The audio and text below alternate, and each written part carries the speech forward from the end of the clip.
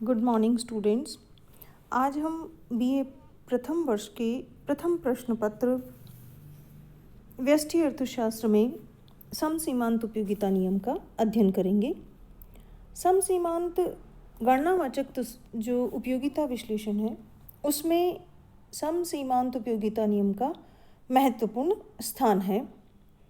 इस नियम को गोसेन का दूसरा नियम भी कहते हैं। जो उपभोक्ता है उसके पास जो आय होती है वो निश्चित होती है, जिसको वह सीमित होती है, जिसको वह विभिन्न वस्तुओं पर व्यय करना चाहता है। अब वह अपनी मौद्रिक आय को विभिन्न वस्तुओं पर किस प्रकार व्यय करे, किस प्रकार वितरित करे कि उसकी जो संतुष्टि है वो अधिकतम हो जाए। तो जैसे हम जानते हैं कि एक उपभोक्ता को विवेकशील माना जाता है। इसका तात्पर्य है कि वह अपनी संतुष्टि को अधिकतम करने के लिए बहुत सोच समझकर और गणना करके एक वस्तु का प्रतिस्थापन दूसरी वस्तु से करता है। अर्थात मार्शल ने ये कहा है कि यदि किसी व्यक्ति के पास में ऐसी वस्तु है जो अनेक प्रयोगों में लाई जा सकती है तो वह उसको विभिन्न प्रयोगों में इस प्रकार वितरित करेगा कि इस प्रकार बांटेगा कि उसकी जो सीमांत उपयोगिता है वो सभी प्रयोगों में समान हो जाए। क्योंकि यदि वस्तु की सीमांत उपयोगिता एक प्रयोग में दूसरे प्रयोग की अपेक्षा अधिक है तो वह दूसरे प्रयोग से, दूसरे उपयोग से वस्तु की मात्रा को हटाकर और उसका प्रयोग पहले में करके लाभ प्राप्त कर सकता है। अर्थात एक व्यक्ति अपनी सीमित आय से अधिक संतुष्टि प्राप्त करने के लिए मुद्रा को विभिन्न वस्तुओं पर इस प्रकार व्यय करेगा कि प्रत्येक वस्तु पर व्यय किए गए रुपए की अंतिम इकाई से प्राप्त जो उपयोगिता है या जो उसकी सीमांत उपयोगिताएं हैं वो समान हो जाए। मान लीजिए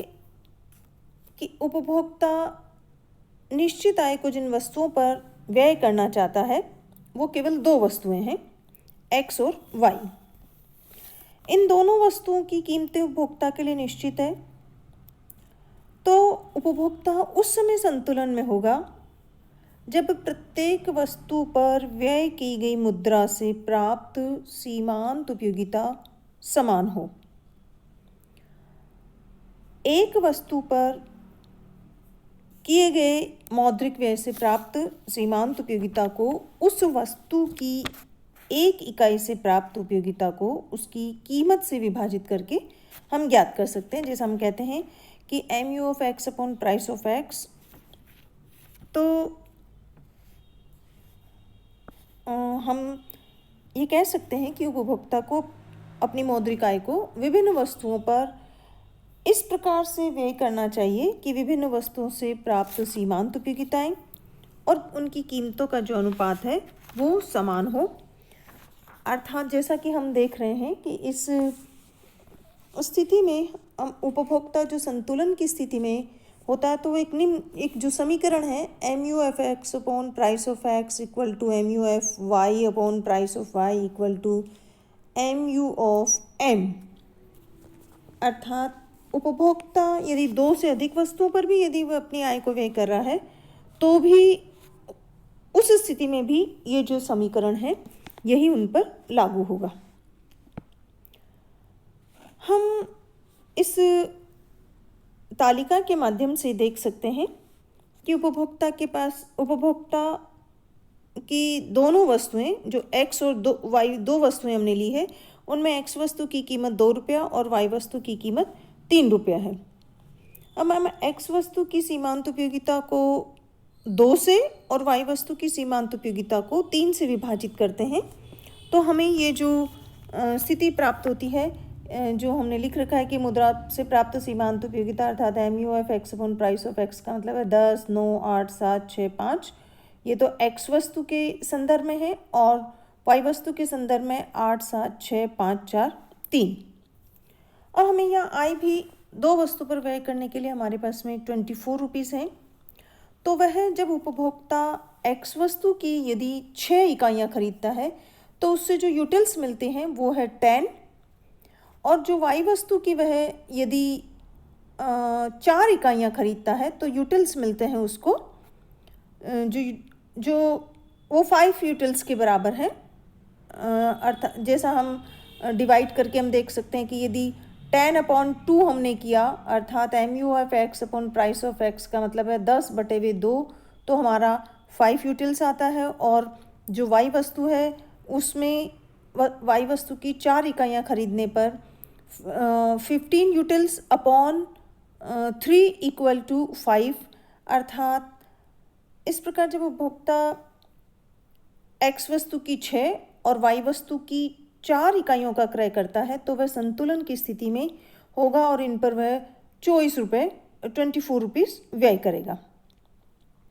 उपभोक्ता की आय को 24 रुपये के समान यदि हम दिया हुआ मानते हुए तो उसे अधिकतम संतुष्टि तब प्राप्त होगी जब वह एक्स वस्तु पर व्यय किए गए रुपए से प्राप्त सीमांत उपयोगिता और वाई अर्थात MU(x) upon price of x और वाई वस्तु पर व्यय किए गए अंतिम रुपए से प्राप्त सीमांत उपयोगिता अर्थात MU(y) upon price of y, ये दोनों जब बराबर हो जाते हैं, अर्थात दोनों हम यहाँ देख रहे हैं 5 और 5 दोनों बराबर हैं। इसको हम एक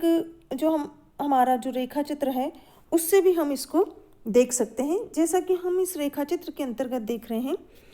कि 24 रुपये के निश्चित व्यय को यदि हम 2 वस्तुओं पर व्यय करें तो उपभोक्ता इन 24 रुपये की आय से एक्स वस्तु की 6 इकाइयों के बजाय यदि वह, जैसा कि हम इस रेखा चित्र में तो हम देख ही रहे हैं कि जो वह यदि एक्स वस्तु की 6 इकाइयाँ खरीदता है तो जो सी बिंदु है वहाँ पर MU(x) upon price of x बराबर है, और वाई वस्तु में वह 5 इकाइयाँ खरीदता है तो F बिंदु पर MU(y) upon price of y की स्थिति हमें दिखाई देती है। लेकिन यदि वह x वस्तु की 6 इकाइयों के बजाय 5 इकाइयाँ खरीदता है तो उसको जो लॉस होता है वह है A, B, C और H के बराबर। और यदि वह इसी रुपए को वाई वस्तु की वह 4 इकाइयाँ खरीदेगा और E बिंदु पर संतुलन में होगा जहाँ पर कि वह उसका MU(y) upon price of y बराबर है। लेकिन यदि उपभोक्ता x वस्तु की 5 इकाइयाँ खरीदे तो और y वस्तु की 4 इकाइयों के बजाय 5 इकाइयाँ कम खरीदता है तो उससे जो प्राप्त होने वाली उसकी जो कुल उपयोगिता है वह कम हो जाएगी, क्योंकि जैसा कि हम देख रहे हैं कि यदि वह 5 इकाइयाँ खरीदता है एक्स वस्तु की तो उसको जो नुकसान होता है उपयोगिता का वह है H, A, B, C के बराबर। और वाई वस्तु की यदि यह 1 इकाई ज़्यादा खरीदता है अर्थात 5 इकाइयाँ खरीदता है तो उसको जो लाभ होता है वो होता है K, E, F, L। अर्थात हम ये देख भी सकते हैं कि जो लाभ हो रहा है वह तो कम है और जो हानि हो रही है वह ज़्यादा है। इसका तात्पर्य यह है कि वस्तु x की 1 इकाई कम और वस्तु y की 1 इकाई खरीदने से उपभोक्ता को जो प्राप्त कुल संतुष्टि होती है उसमें कमी होती है। इसलिए उपभोक्ता जब x वस्तु की OH मात्रा और y वस्तु की OK मात्रा खरीद रहा है तो वहाँ पर उसका MU(x) upon price of x, MU(y) upon price of y equal to MU(m) अर्थात जो मुद्रा की सीमांत उपयोगिता है वो तीनों बराबर होते हैं, तभी वह संतुलन की स्थिति में होगा। इसके अतिरिक्त उसे अन्य कोई भी जो खरीदने का जो उसका ढांचा है उससे उसको अधिक संतुष्टि प्रदान नहीं होगी। अब हम देखते हैं कि ये जो संतुलन की स्थिति है इस संतुलन अवस्था को हम इन कुछ तरीकों से बता सकते हैं कि इसमें पहला जो तरीका है वो तो कि जब जो समस्त वस्तुएं हैं उनके भारित सीमांत उपयोगिता को वह समान कर रहा है, अर्थात हम इसको देख सकते हैं कि जो प्रत्येक वस्तु है उसकी सीमांत उपयोगिता उसकी कीमत के द्वारा आनुपातिक है, अर्थात M U of X upon price of X equal to M U of Y upon price of Y and M U of N का मतलब जितनी हम बहुत सारी वस्तुएं भी इसके साथ ले सकते हैं, एक्स वाई जेड, या हमने उदाहरण के लिए 2 ही वस्तुएं ली है तो M U of N upon price of N equal to M U of N. दूसरा तरीका है कि एक उपभोक्ता जब संतुलन की स्थिति में होता है कि जब वह वस्तुओं की सीमांत उपयोगिताओं के अनुपात को उनकी कीमतों के अनुपात के बराबर करता है, अर्थात वह संतुलन में तब होता है जब M U of X upon M U of Y equal to price of X upon price of Y तथा M U of Z upon price M you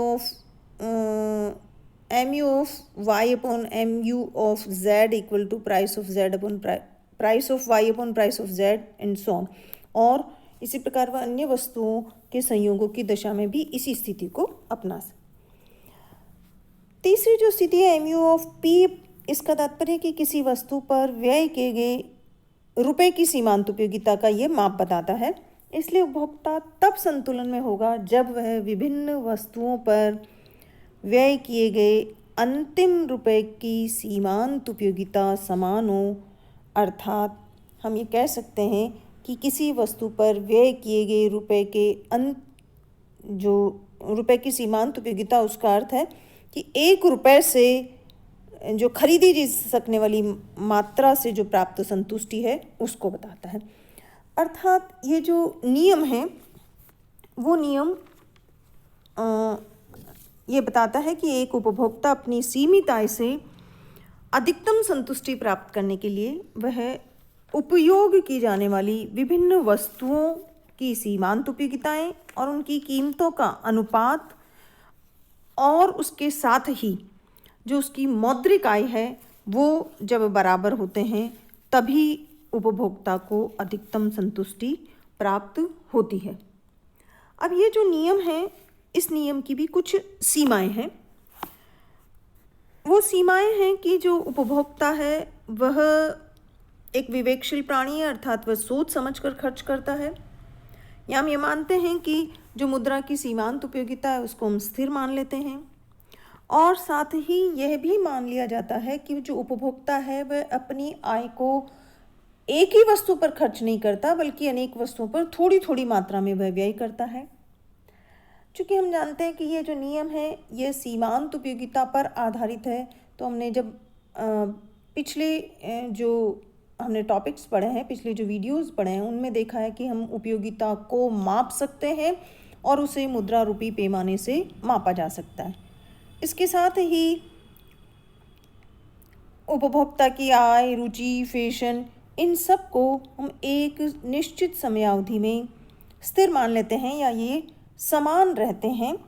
तो ये कुछ मान्यताओं पर हमारा यह नियम आधारित है। ये जो नियम है इसका अर्थशास्त्र के क्षेत्र में बहुत महत्व है, क्योंकि जो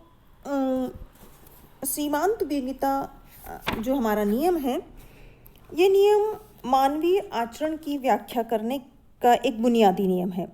और अर्थशास्त्र के प्रत्येक क्षेत्र में लागू होता है। उपभोग के क्षेत्र में जैसा हमने अभी पढ़ा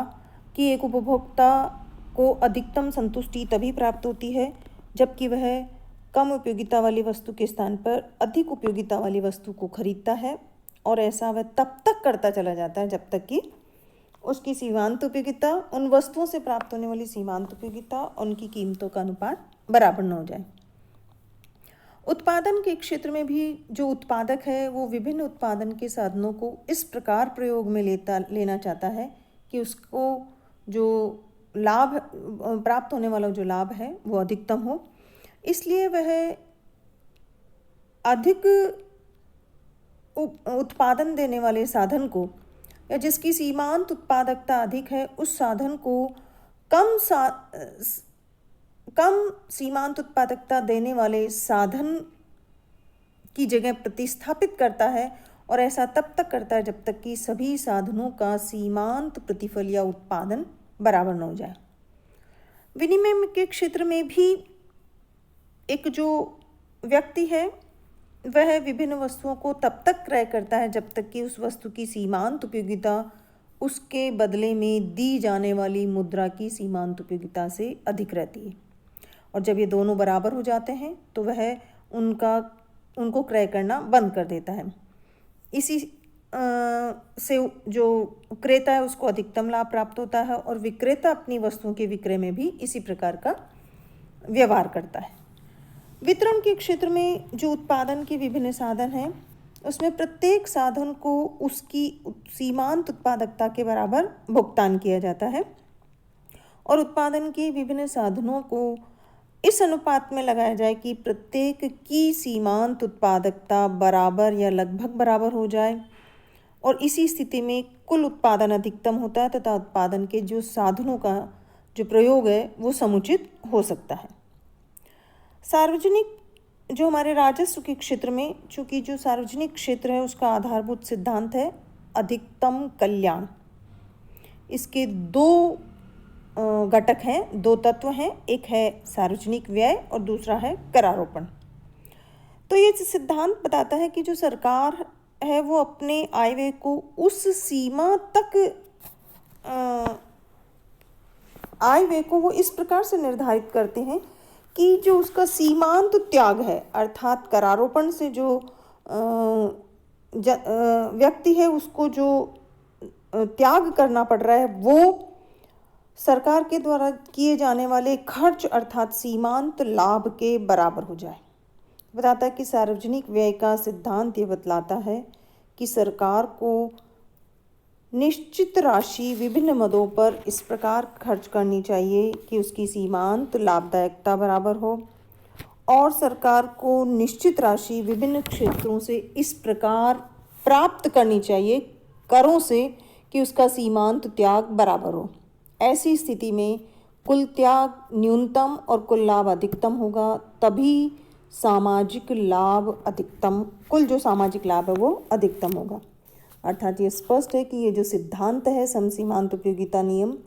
ये जो विभिन्न जो क्षेत्र हैं ये सभी इसी पर आधारित हैं। इसके साथ ही ये जो नियम है, इस नियम की कुछ कमियां भी हैं। अन्य नियमों की भांति इसकी भी कुछ सीमाएं हैं। अर्थात ये स्वीकार करके चलता है कि जो उपभोक्ता है वो विवेकशील है या वो हिसाबी स्वभाव के हैं वो, किंतु व्यवहारिक जीवन में ऐसा नहीं होता। इसके साथ ही उपयोगिता की माप हमने माना है, मान्यता मानी है कि उपयोगिता की को मापा जा सकता है, लेकिन उपयोगिता जो है वो मापनीय न तो मापनीय है और न ही उपभोक्ता को अपनी आय को व्यय करने की जो विभिन्न संभावनाएं हैं और उनसे प्राप्त उपयोगिताओं का ज्ञान होता है।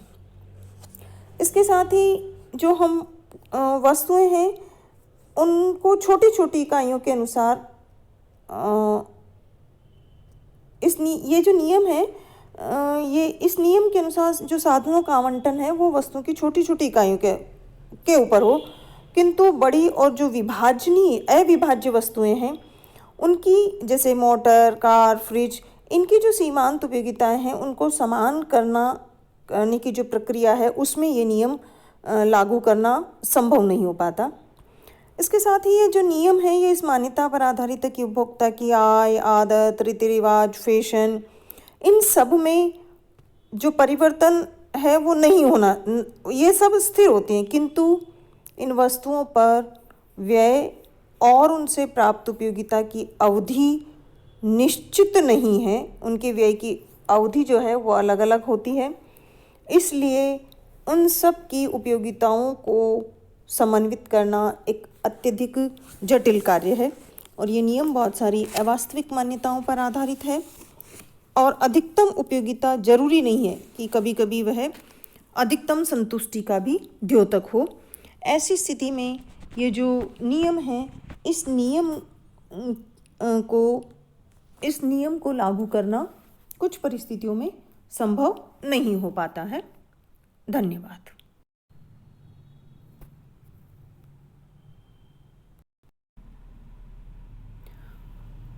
प्रोफेसर चैपमैन ने इन सब सीमाओं के बावजूद भी ये जो नियम है ये नियम सर्वव्यापक है और समसीमांत प्रवृत्ति अर्थशास्त्र के प्रत्येक क्षेत्र में, सब क्षेत्रों में पाई जाती है। तो प्रोफेसर चैपमैन ने कहा है कि यद्यपि हम प्रतिस्थापन या समसीमांत उपयोगिता नियम के अनुसार अपनी आय को वितरित करने में ठीक उसी प्रकार विवश नहीं होते जिस प्रकार की एक पत्थर ऊपर फेंके जाने पर विवश होकर नीचे भूमि पर गिरता है, किंतु फिर भी हम वास्तव में मोटे रूप से ऐसा ही करते हैं, क्योंकि हम में तर्क बुद्धि है। अर्थात ये जो नियम है ये मानवीय आचरण की व्याख्या करने वाला एक बुनियादी नियम है।